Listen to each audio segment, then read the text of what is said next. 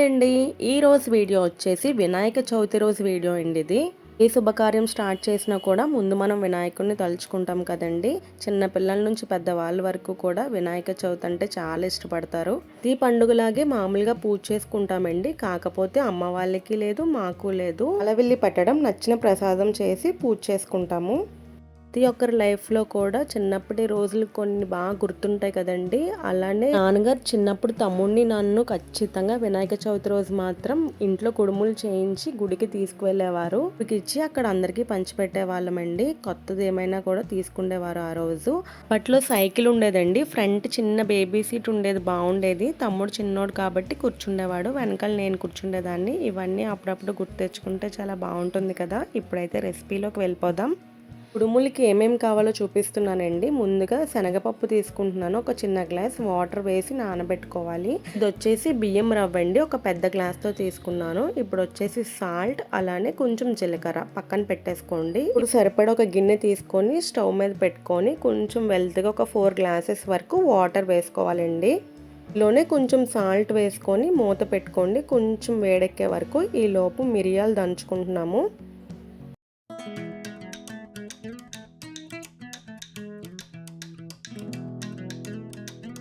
ఇప్పుడు కొంచెం ఎసరు మరిగింది కదండి. ఇప్పుడు జీలకర్ర, అలానే దంచి పెట్టుకున్న మిరియాల పౌడర్ కూడా వేసుకొని మళ్ళీ ఒకసారి మూత పెట్టుకొని మరగనివ్వాలి.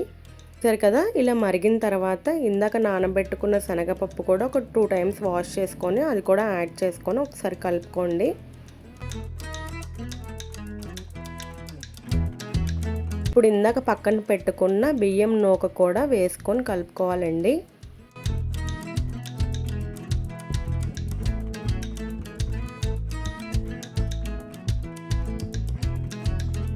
ఉండలు కట్టకుండా కలుపుతూ ఉండాలండి. మూత పెడితే పొంగిపోతుంది. నీళ్లు కొంచెం ఇంకే వరకు కూడా మూత పెట్టకూడదు.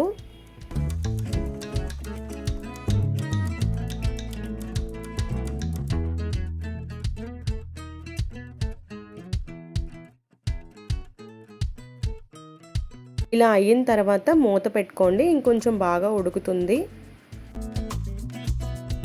చూసారు కదండి, ఇంకా ఉడికిపోయినట్టే. ఇప్పుడు దీన్ని మొత్తం చల్లారి పెట్టుకోవాలి. ఏదన్నా పెద్ద బేషన్లోకి తీసుకుంటే త్వరగా చల్లారుతుందండి.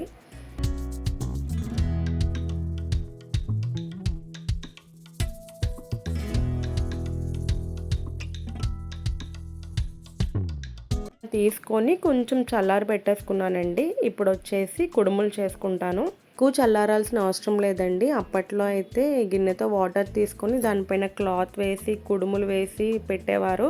వరలక్ష్మి వ్రతానికి అనుకుంటా అలానే చేశాను. అయితే మామూలుగా పెట్టేస్తాను, అలా కూడా పెట్టుకోవచ్చు.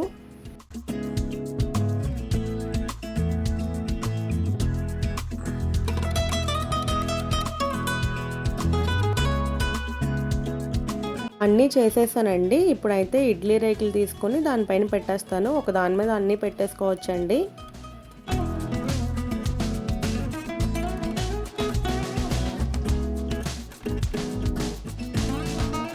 ఇది స్టవ్ మీద పెట్టేస్తానండి. ఇది ఉడికేలోపు చక్కెర పొంగల్ చేస్తాను. అన్నీ రెడీ చేసి పక్కన పెట్టానండి. ముందుగా ఒక గిన్నె తీసుకొని పెసరపప్పు వేయించుకొని వేసుకోవాలి. 1 గ్లాస్ బియ్యం వేసుకోవాలండి. 2 కూడా శుభ్రంగా వాష్ చేసుకోవాలి.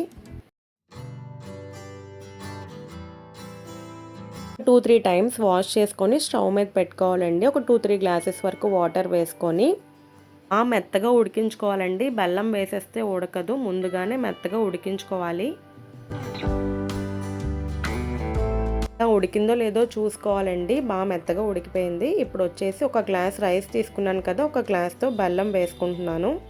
ఒకసారి కలిపేసుకొని ఒక 5 మినిట్స్ ఉడికించుకోవాలండి. పక్కన కుడుములు కూడా రెడీ అయిపోయినాయి, అవి కూడా చూద్దాం ఇప్పుడు.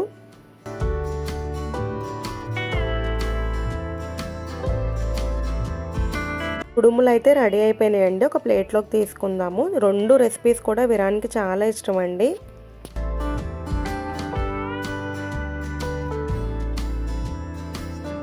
చక్కెర పొంగల్ కూడా అయిపోతుందండి. ఇప్పుడు ఒక 2 స్పూన్స్ గీ కూడా యాడ్ చేసుకోండి, చాలా బాగుంటుంది. ఇది ఇంట్లో చేసిన గీయేనండి.